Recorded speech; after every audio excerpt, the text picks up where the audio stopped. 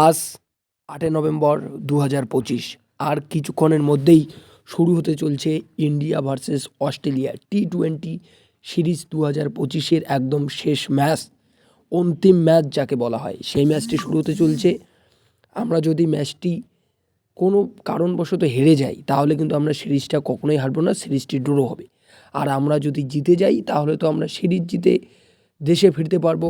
Best of luck team India. আজকে অভিষেক শর্মা ভালো performance করবে, শুভমন গিল ভালো পারফরমেন্স করবে এবং আমাদের যত প্রিয় বলারগুলো রয়েছে আমাদের ভারতীয় টিমে সবাই কিন্তু আজকে দুর্দান্ত খেলবে। দর্শক বন্ধুরা, দুর্দান্ত উইকেট তুলবে বরুণ চক্রবর্তী, বুমরা।